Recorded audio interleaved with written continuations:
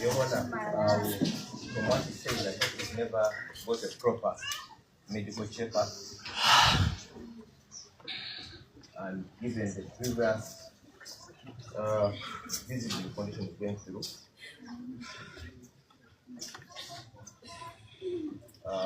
Your Honor, pray that this person